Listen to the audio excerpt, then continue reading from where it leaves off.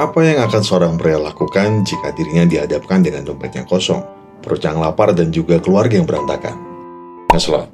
Itu kata mas-mas kabupaten yang tiap hari ngabisin rokok 2 bungkus sehari dengan tapi tidak dengan Chris Gardner, seorang pria, suami, dan juga seorang bapak satu anak.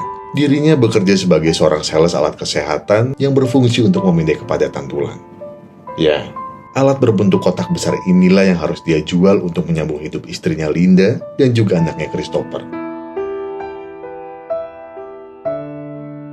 Dia dan istrinya menghabiskan hampir semua tabungan mereka untuk jadi distributor satu-satunya alat kesehatan itu di daerah mereka. Alat tersebut merupakan penemuan revolusioner pada saat itu. Alat tersebut juga bisa menghasilkan gambar 2 kali lebih tajam dari sinar X-ray. Namun sayang, para dokter dan juga rumah sakit menganggap mereka belum terlalu memerlukan alat tersebut, karena harganya yang berkali-kali lipat lebih mahal dari alat scanning biasa.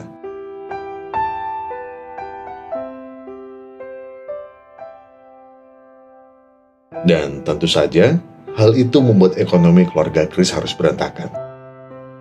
Karena minimal Chris harus menjual 2 alat setiap bulan untuk bayar sewa rumah dan juga kebutuhan mereka sehari-hari. Namun bulan ini terasa lebih berat, karena Chris harus menjual 3 alat jika dirinya ingin mengambil mobilnya yang ditilang polisi. Karena terlalu sering parkir sembarangan di sekitar rumah sakit. Malam harinya, Chris pun makan malam dengan keluarga kecilnya itu. Chris penasaran dengan rubik yang ada di wastafel. Ternyata itu adalah hadiah ulang tahun untuk anaknya dari Linda istrinya. Pada tahun itu, rubik merupakan benda viral yang banyak dibicarakan orang. Chris yang sedang mencoba rubik, tiba-tiba berhenti saat istrinya bertanya soal pembayaran sewa rumah dan juga pajak. Chris dengan kalem berkata kalau semuanya akan baik-baik saja. Tapi Linda tidak percaya. Karena hal ini bukan pertama kalinya mereka telat bayar sewa rumah sampai mendapat bunga. Bahkan, karena sulitnya Chris menjual alat kesehatannya itu, Linda sampai harus mengambil double shift. Itu hanya untuk menutupi biaya keseharian mereka, karena Chris sering sekali gagal menjual alat kesehatan itu. Suatu pagi, Chris berhenti berjalan saat melihat sebuah mobil sport yang parkir di pinggir jalan. Chris melihat mobil itu dengan kagum dan refleks bertanya ke orang yang membawa mobil tersebut. Apa pekerjaanmu dan bagaimana kamu melakukannya? Orang itu menjawab kalau dia bekerja sebagai pelang saham atau broker. Dan seorang pelang saham hanya butuh orang yang pandai dalam bermain angka dan pandai dalam berinteraksi dengan orang. Mendengar jawaban itu, Chris dengan penuh senyum menatap sekitarnya. Waktu terasa melambat. Orang-orang di sekitarnya terlihat bahagia dan penuh dengan semangat. Sembari menikmati momen itu, dalam hati Chris berkata, "They all look so damn happy to me. Why couldn't I look like that?" Pagi harinya, Chris berkata pada istrinya kalau dia ingin menjadi pelang saham. Mendengar itu, Linda dengan semangat mengejek Chris, kalau kenapa tidak jadi astronot saja sekalian. Chris pun geram dan berkata kalau sebagai istri, seharusnya Linda tidak berkata seperti itu pada suaminya sendiri. Linda bilang kalau dirinya stres dengan kondisi keuangan keluarga mereka. Ditambah minggu depan, mereka harus membayar tunggakan apartemen mereka yang sudah genap 3 bulan. Dan dia juga harus mengambil 2 shift, agar supaya keluarga mereka bisa makan setiap harinya. Mendengar omelan istrinya, Chris hanya bisa terdiam. Pulangnya, Chris melihat sebuah pengumuman program magang untuk menjadi pelang saham. Chris ingin masuk ke dalam, tapi rasanya tidak mungkin dia masuk sembari membawa mesin kesehatannya itu. Chris pun berpikir sejenak dan melihat seorang pengamen di sampingnya. Dan dengan polosnya, dia menitipkan alatnya ke si pengamen sambil memberinya $1. Setelah itu Chris pun masuk. Namun di dalam Chris terlihat gelisah, sampai pada akhirnya dia bertemu dengan HRD kantor tersebut untuk sedikit wawancara. Tapi seketika, Chris langsung pamit saat melihat mesinnya dibawa lari oleh si pengamen. I'll bring this back. Thank you. Hey! No! No! Chris mengejar dengan panik, tapi semuanya sudah terlambat. Si pengamen keburu masuk kereta, sedangkan Chris harus kehilangan alat mahalnya itu. Dengan muka lesu, Chris melihat lagi formulir pendaftaran magang di kantor pialang saham itu. Dalam program magang itu, tertulis kalau pendaftaran dibuka hanya untuk 20 orang. Dan dari 20 orang itu, hanya satu saja yang dipilih. Chris yang hanya lulusan SMA pun sadar kalau yang dia punya hanyalah semangat untuk bekerja keras. Jadi dia memilih untuk memberikan lamarannya langsung secara pribadi ke seorang pria bernama Jay Witzel. Namun belum beruntung, Chris hanya bisa mengambil formulirnya lagi. Chris tetap melanjutkan usahanya sebagai sales alat kesehatan itu. Ketika selesai membuat janji dengan dokter untuk presentasi alat kesehatannya, tanpa sengaja Chris melihat pengamen yang membawa kabur alat kesehatannya waktu itu. Chris pun mengejar pengamen itu sampai masuk ke dalam bis, yang akhirnya dirinya berhasil mendapatkannya lagi. Mungkin Chris merasa senang mendapatkan barangnya, tapi sesampainya di rumah, justru Linda yang tidak senang. Karena Linda melihat Chris membawa satu mesinnya pulang saja sudah muak. Malah sekarang, Chris membawa 2 mesinnya pulang. Sebulan sudah berlalu semenjak Chris menyerahkan lamarannya. Dan selama itu juga, Chris menunggu Jay Witzel di depan kantornya setiap dia punya waktu. Sampai pada hari ini, dia bisa bertemu dengan Jay. Namun sayang, ternyata Jay sedang buru-buru dan akan segera naik taksi. Tanpa pikir panjang, Chris berkata kalau tujuan mereka sama, dan Jay pun mengajak Chris naik taksi bersama. Selama di dalam taksi, Chris berusaha meyakinkan Jay soal dirinya yang sangat ingin bisa ikut program magang pialang saham itu. Tapi Jay malah terlalu dengan Ruby yang ada di tangannya, dan seperti tidak peduli dengan Chris. Jay yang melihat Chris terdiam pun meminta maaf, karena dirinya terlalu fokus ingin menyelesaikan Rubik. Tapi terlalu sulit bagi dirinya. Chris dengan setengah yakin berkata kalau dirinya bisa menyelesaikan Rubik ini sebelum mereka sampai di tempat tujuan Jay. Mengira Chris hanya bercanda, Jay pun memberikan Rubik itu pada Chris. Chris memutar otaknya. Perlahan namun pasti, Rubik itu mulai tersusun warna demi warna. Keinginannya untuk membuat Jay kagum sangat kuat.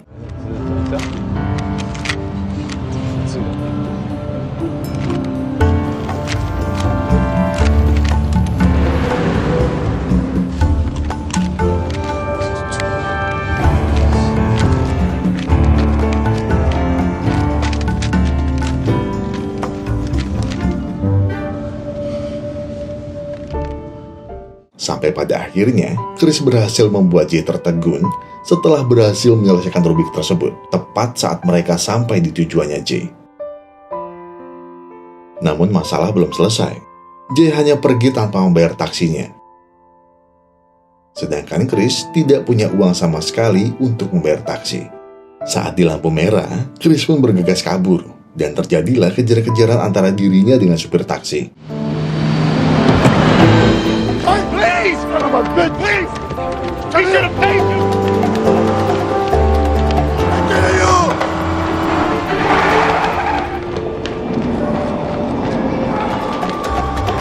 Watch out! No! Beruntung Chris berhasil lolos, tapi tidak dengan mesinnya. Mesin mahal milik Chris itu harus terlepas dari tangannya saat naik kereta. Sepertinya semesta benar-benar tidak berpihak pada Chris. Karena kejadian tadi, Chris menelpon Linda untuk memberitahu kalau dirinya pulang telat dan tidak bisa menjemput anaknya Christopher. Tapi bukannya jawaban, malah keluhan yang dia dapat dari istrinya. Linda bilang kalau dirinya sudah capek dengan keadaan ekonomi keluarga mereka dan memutuskan untuk pergi membawa anaknya. Setelah itu, Chris berlari untuk menjaga istrinya pergi. Namun terlambat, Linda sudah mengemasi semua barangnya dan pergi bersama Christopher.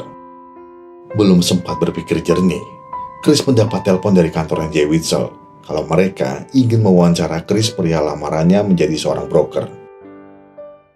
Saat itu pun Chris masih harus mengingat nomor telepon kantor Jay karena tidak bisa menemukan pulpen dan kertas untuk mencatat. Kalian bisa bayangkan seperti apa pikiran dan perasaan Chris menerima ujian yang datang secara bersamaan. Esok harinya, Chris melabrak Linda. Chris bilang kalau anaknya Christopher harus bersamanya.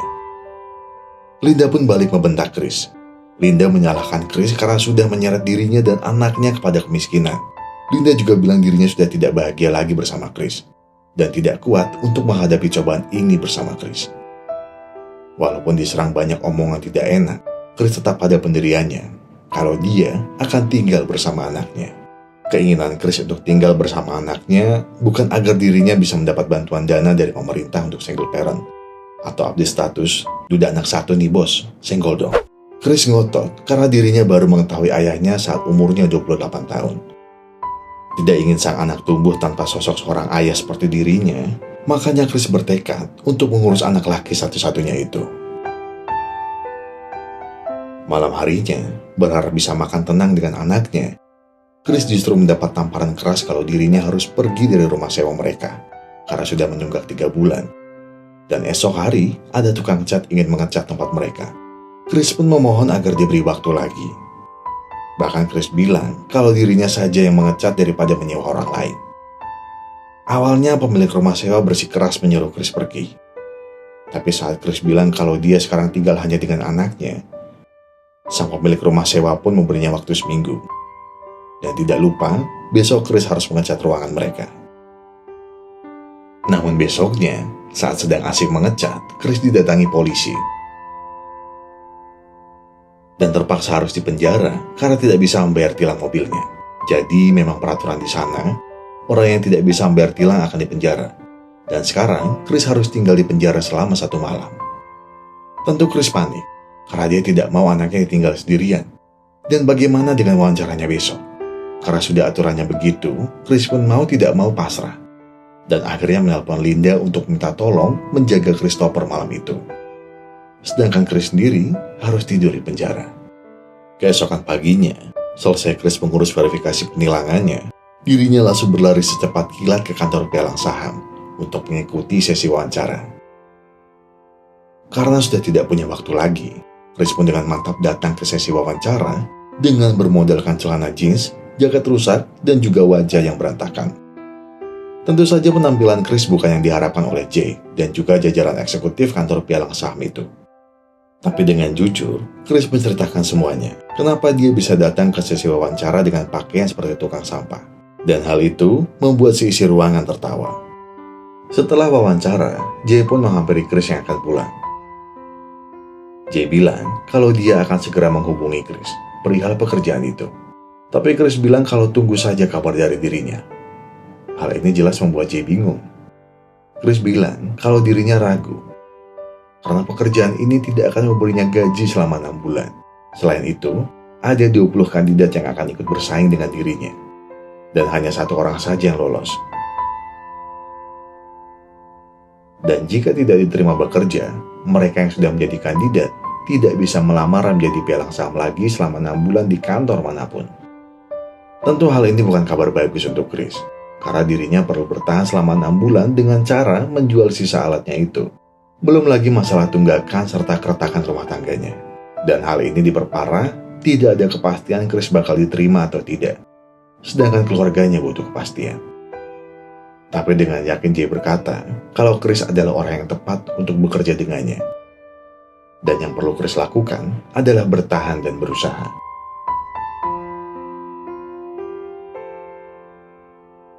Malam harinya, Linda pun mengantarkan Christopher kembali kepada Chris. Di saat itu juga, Linda memberitahu Chris kalau dirinya akan pergi ke New York untuk bekerja di tempat temannya. Dan mungkin akan memulai semuanya lagi dari nol. Tell him I love him, okay? I know you'll take care of him, Chris. I know that. Melihat istri yang dia cintai pergi begitu saja, Chris pun memutuskan untuk menelpon sekretaris Jay. Dan berkata kalau dirinya akan mengikuti program pelatihan saham di tempat Jay. Berbekal keyakinan dan harapan, Chris menggantungkan semua hidupnya di program pelatihan pialang saham itu. Sembari dirinya akan terus bertahan dengan apapun yang akan menerpanya. Chris pun memutuskan pindah ke motel dekat rumah mereka, yang harga sewanya lebih murah dari rumah mereka sekarang. Di sela-sela kesibukannya, Chris menyempatkan bermain basket dengan anaknya Christopher. Di tengah permainan, Christopher berkata kalau dirinya akan menjadi pemain profesional.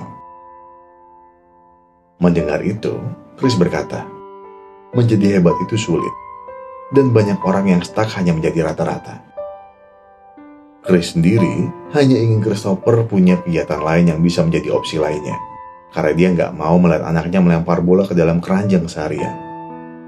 Christopher yang mendengar itu menjadi sedih dan segera membereskan bolanya. Setelah itu Chris mendekat dan berkata pada anaknya, Don't ever let somebody tell you you can't do something. You got a dream, you got to protect it. You want something, go get it. Let's go. Setelahnya, Chris pun mengajak anaknya untuk ikut menjual alat medisnya. Dan beruntung, hari itu Chris berhasil menjual salah satu alat. Yang berarti kebutuhan mereka untuk 1 bulan akan aman. Dan sebagai ayah yang sayang anaknya, Chris pun membelikan Christopher 1 buah cemilan coklat. Ibarat sebuah syukuran kecil dari rezeki yang mereka dapat hari itu. Hari pelatihan Chris pun dimulai. Dia mulai belajar banyak dasar-dasar menjadi pialang saham. Walaupun dengan segala ketidaktahuannya, Chris mencoba untuk tetap fokus. Di saat jam istirahat, Chris yang sedang keluar kantor tidak sengaja melihat gelandangan yang membawa alat yang jatuh dari kereta waktu itu. Tanpa pikir panjang, Chris langsung berlari mengejarnya.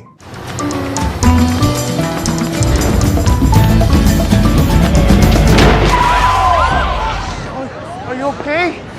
What were you Where's my shoe? What? You knocked off my shoe! No!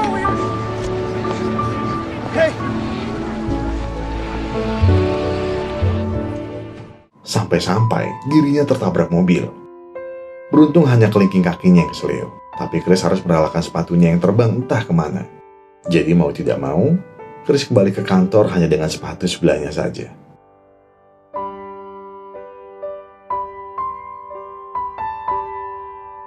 Perlahan, Chris mulai terbiasa dengan pelatihannya sebagai pialang saham. Setiap harinya, Chris harus mencari klien potensial untuk diprospek. Dan bukan hanya Chris, tapi semua kandidat yang ikut pelatihan pialang saham itu berlomba-lomba mengumpulkan klien potensial. Karena yang paling banyak berhasil memprospek klien, itulah yang akan dipilih menjadi pialang saham di sana. Hal ini jelas sangat berat untuk Chris, karena dirinya tidak bisa bekerja sampai larut malam. Karena harus menjemput anaknya dan juga tetap menawarkan produknya. Belum lagi gangguan dari seniornya yang selalu meminta Chris untuk membuatkan kopi atau sekedar memfotokopi berkas. Karena itulah Chris membuat beberapa cara untuk memaksimalkan waktunya di kantor. Chris tidak pernah menutup gagang telepon setelah selesai berbicara dengan klien. Dia juga mengurangi konsumsi air putihnya agar dirinya tidak menghabiskan waktu banyak ke kamar kecil. Dan yang mengagetkan, Chris bisa menghemat waktu 8 menit per hari. Walaupun sudah melakukan segala cara untuk memaksimalkan waktu yang dia punya, tetap saja Chris sadar kalau dia tetap akan ketinggalan jauh oleh teman-temannya. Jadi yang dia lakukan adalah, Chris langsung menghubungi klien potensial paling atas, dengan harapan dia bisa menyelesaikan targetnya dengan lebih cepat. Dengan perasaan dakdikduk, Chris mulai menelpon, dan akhirnya diangkat. Setelah berbicara sedikit, akhirnya Chris dapatkan kesempatan untuk ngobrol secara langsung dengan klien potensialnya tersebut. Tapi Chris hanya punya waktu 20 menit, karena sang klien akan pergi menonton pertandingan American Football. Dengan semangat 45, Chris pun berangkat. Karena perjalanannya sendiri sekitar 10 menit, jadi Chris hanya punya waktu 10 menit untuk menjelaskan produk keuangannya ke sang klien. Namun seperti banyak kantor lainnya, selalu saja ada senior dajjal yang caper dan minta dilayani layaknya Firaun. Persis seperti orang ini, Chris sudah bilang kalau dirinya akan bertemu klien. Tapi dengan enteng, dia minta tolong untuk pindahin mobilnya ke seberang jalan. Dia nggak bisa mindahin sendiri karena ada rapat yang buru-buru. Sekarang gini Pak, saya kurang buru-buru apa? Saya udah bilang kalau saya mau ketemu klien, waktunya cuma 20 menit. Sekarang Bapak seenak jidat nyuruh saya mindahin mobil Bapak. Bapak ngerti nggak kalau daerah sini macet? Bapak tahu kan? Iya kan? Atau Bapak selama ini disupirin jin, jadi nggak kerasa macetnya? Kurang apa saya Pak? Bapak minta kopi, saya yang petik bijinya Pak. Ini lagi, belum mindahin mobil, pintunya mobilnya macet. Jimmy in it. People,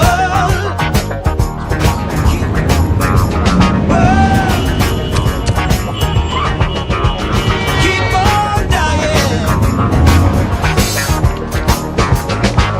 Come on, and I know that gonna keep on trying.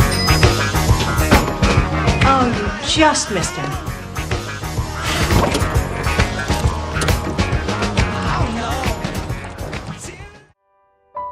Esok harinya saat libur kerja, Dia dan Christopher pun pergi berkunjung ke rumah kliennya kemarin itu, Pak Walter Ribbon. Tidak lupa membawa mesin penuh harapannya itu.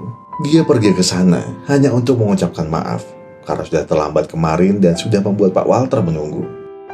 Setelah itu Chris pun izin pamit dengan alasan ingin menonton pertandingan American football. Namun Pak Walter bilang kalau kenapa mereka tidak berangkat bareng aja. Jelas saja Christopher kegirangan.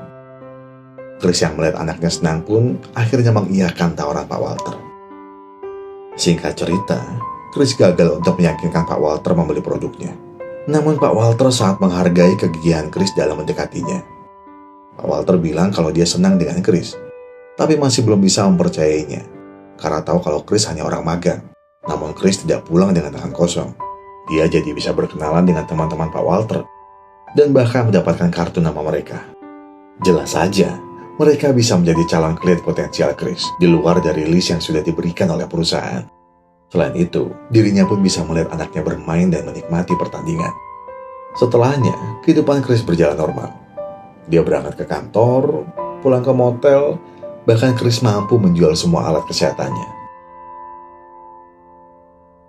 Jadi Chris punya cukup uang untuk mereka bertahan selama proses pelatihan Chris menjadi pialang saham. Ya Allah, kowe iki do ngopo metu jam semene anjing. Jadi, Chris punya cukup uang untuk mereka bertahan selama proses latihan Chris menjadi pialang saham.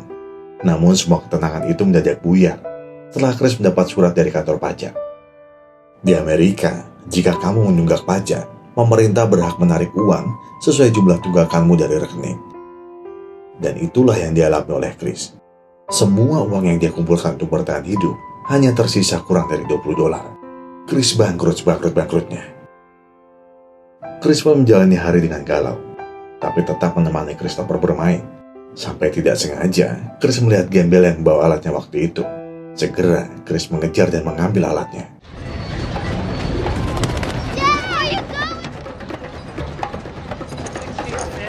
That's what I wanted to do when I was younger.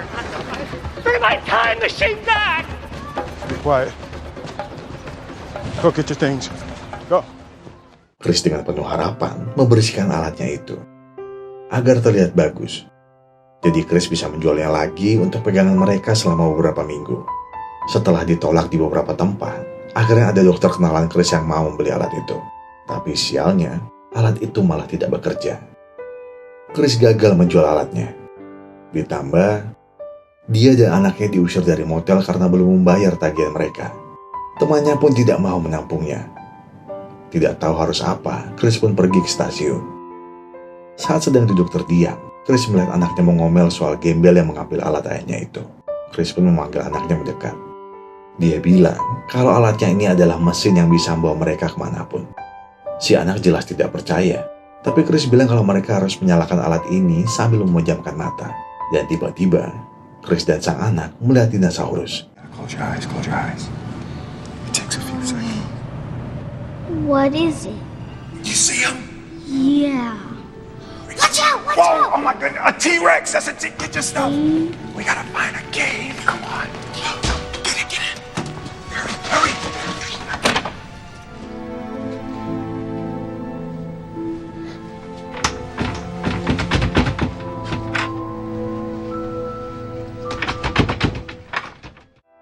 Dan jelas ini hanyalah khayalan Chris dan anaknya. Ini semua dia lakukan karena Chris tidak mau bilang kalau mereka sudah tidak punya tempat tinggal dan harus tidur bermalam di WC. Dengan berpura-pura dikejar oleh T-Rex, Chris dan anaknya masuk ke WC yang mereka anggap gua. Mereka pun bermain sampai Christopher ketiduran. Beralaskan tisu toilet, Chris membaringkan anaknya, menahan kakinya di pintu, dan juga menutup kuping anaknya agar sang anak tidak mendengar suara gedoran dari orang yang marah karena tidak masuk ke dalam WC. Sadar mereka tidak bisa tidur di toilet tiap malamnya, Chris pun memohon untuk tinggal di penampungan gelandangan. Tapi dia tidak bisa, karena tempat itu hanya untuk wanita dan anak-anak. Jelas Chris tidak mau meninggalkan anaknya sendirian. Akhirnya Chris diberitahu kalau ada tempat penampungan gelandangan lainnya, tapi mereka harus cepat karena tempatnya terbatas. Dengan penuh harapan, Chris pun pergi ke sana dan mulai mengantri bersama para gelandangan lainnya. Beruntung, Chris bisa mendapatkan tempat dan makan malam. Di saat itu pun, Chris masih memanfaatkan waktunya untuk belajar dengan keras dan juga memperbaiki alatnya agar bisa dijual lagi. Di masa yang sulit inilah, Chris mulai mengubah banyak hal. Dia terbiasa tidur hanya beberapa jam sehari, masuk kantor sepagi mungkin, dan mengerjakan pekerjaannya secepat mungkin. Karena di jam 5 sore, dia sudah harus antri lagi tempat penampungan gelandangan. Chris juga sering ikut ke gereja, dan itu hanya untuk mendapatkan makanan gratis. Hari ujian tiba, dan dengan yakin Chris pun mengerjakan semua soalnya. Chris yang hari itu bisa pulang cepat, tidak sengaja bertemu dengan Pak Martin, salah satu eksekutif di kantor tempat Chris magang.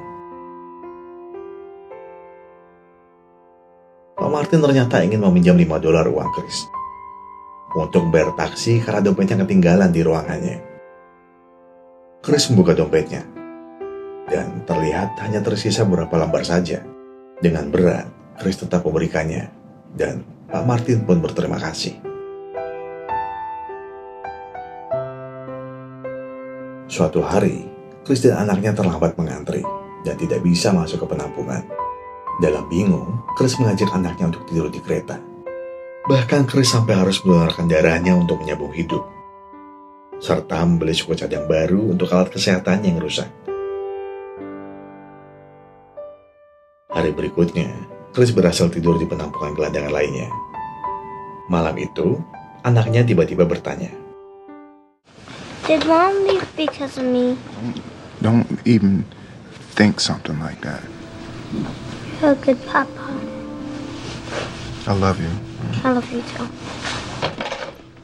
Chris yang tidak menyangka anaknya berpikir sejauh itu pun mencoba menenangkan dan berkata kalau ibu mereka pergi karena keinginan dia sendiri dan tidak ada hubungannya dengan dirinya sama sekali.